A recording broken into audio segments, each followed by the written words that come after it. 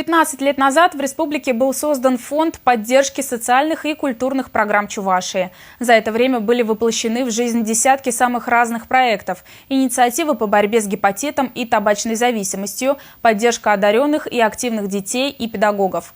В этом году фонд Чувашия, обладатель гранта президента России, приступил к возрождению института наставничества. Этот лицей мало похож на привычное учебное заведение. И дело не только в том, что здесь обучаются кадеты. Это маленькая страна, где действуют свои законы. Проходят самые настоящие выборы, работает свое агентство добрых новостей. И отвечают за это все сами лицеисты.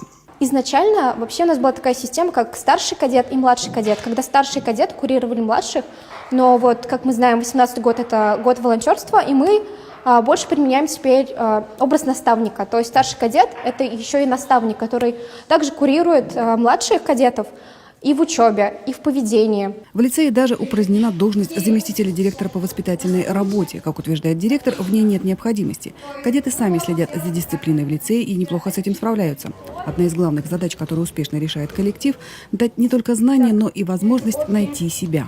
Это так прекрасно, когда ты, будучи подростком, можешь наставлять других подростков на что-то доброе, на что-то светлое. Как Олег Валентинович недавно меня спросил, а вот уйдешь ты из лицея, и как думаешь, сколько человек будут гореть тем же огнем, что горишь ты? Тогда я не смогла ответить на этот вопрос, но, надеюсь, к концу 11 класса я смогу ему ответить на этот вопрос. Основными площадками проекта «Шаг навстречу» стали 36 ресурсных центров добровольческих объединений, которые были созданы фондом Чувашия на базе республиканских школ. Институт наставничества охотно поддержали, тем более, что во многих учебных заведениях разные модели уже применяются на практике. К примеру, в 17-й Новочебоксарской школе 5 лет назад активные родители вместе с ребятами просто начали играть в футбол. Сегодня Совет отцов выходит не только на городской, но и республиканский уровень. 20%, по крайней мере, в нашей школе у детей нет пап. И наши отцы буквально во всех мероприятиях заменяют пап, вместе с детьми участвуют во всем, в чем только можно участвовать, во всех соревнованиях.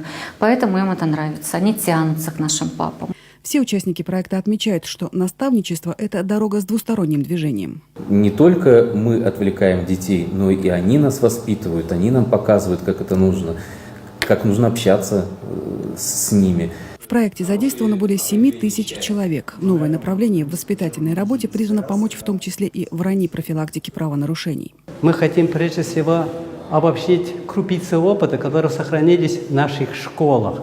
И вообще ее дальше развивать. Наставничество должно быть среди молодых учителей, среди врачей, государственной службы. Я думаю, что мы идем в этом направлении, и результаты мы почувствуем. Ребрендинг шефства, широко распространенного в советской школе, прошел успешно. Как оказалось, для того, чтобы начать творить добро, достаточно просто сделать первый шаг навстречу. Светлана Позднякова, Вадим Владимиров, Вести Чувашия.